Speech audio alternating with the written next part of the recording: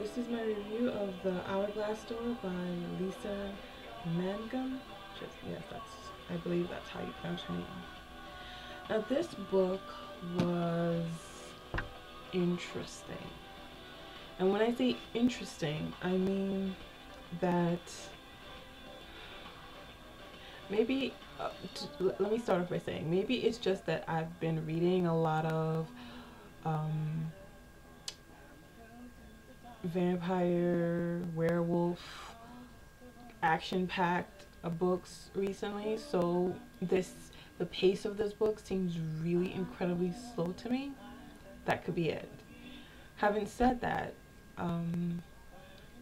I still read it, and my opinion on this book is that this book is definitely a borrow, not a buy. When I say a borrow, I mean borrow from the library, borrow from a friend who has it, not a buy. The characters in this book were very two-dimensional. It just seemed like they were just there to, to make the story seem like it wasn't just about Abby and Dante at all. That it wasn't, I mean that it wasn't just about Abby and Dante, when it really kind of was about just the two of them.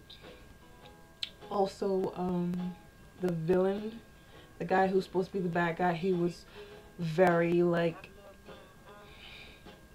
how should I put it? He was very, like, two-dimensional, very, like, the kind, like the poster of a villain guy.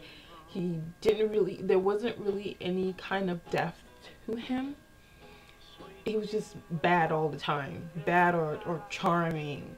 And not charming and like, oh, maybe I could go for him kind of charming, like he would creep you out. He would keep you away from him in that sense. I don't know if that makes sense, but yeah, he was like that. Also, the background, the settings and stuff, it wasn't, she kind of like didn't really write in a way that it allowed you to see the background. Although the book was well written, it seemed like she just told you instead of showed you with her writing. On what else?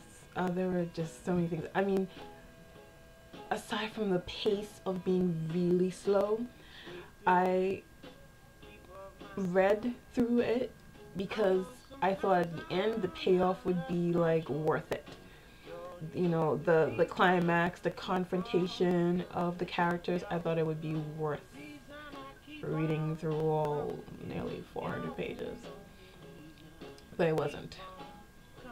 It didn't end on a cliffhanger. I mean, the ending was kind of silly, if that's, I mean, I don't want to give anything away, but it just didn't make any sense the way it ended. And the romance end of it, the triangle, I couldn't even call it a triangle. It was more like a line, because the other guy who's supposed to be the rival, who's supposed to be, well, it turned out Dante, which is between Dante and Jason. If you were Abby, you would definitely pick Dante, because Jason was the most boring. When I say boring, he was the most boring person in the book. He was so boring that he planned everything down to their first kiss. Okay? Now, for a second, I said to myself, I wonder if Jason was a girl, because how many girls do that stuff, you know, where they plan stuff out to the last detail? Well, yeah, he did. And it was just, if I was Abby, it would be a no-brainer. I would have picked Dante, the suave, handsome, mysterious guy. Yeah, that would be a no-brainer. So for me, I think a love triangle should be more of a challenge for the protagonist.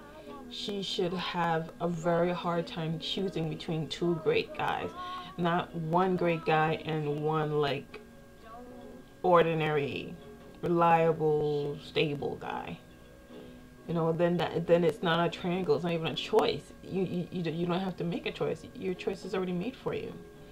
So in that respect, the love triangle was non-existent. It was just a line from Abby to Dante. That was it. And yeah. So my recommendation for the Hourglass door is definitely a borrow, not a buy.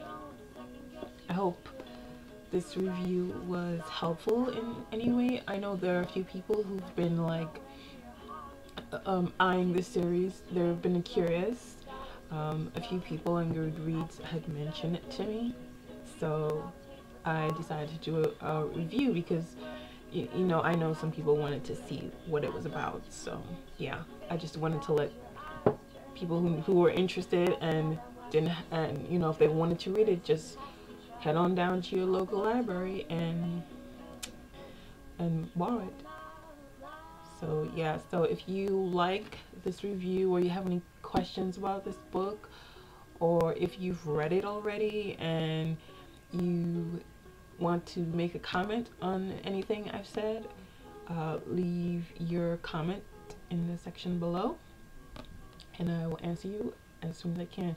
And yeah, if you guys have any ideas of any books you want me to review or anything of that nature, or any ideas of stuff that you want to see, just let me know in the comment section and I will respond as quickly as possible. So thank you for watching and have a nice day. Happy reading. I'll get the hang of that. Bye.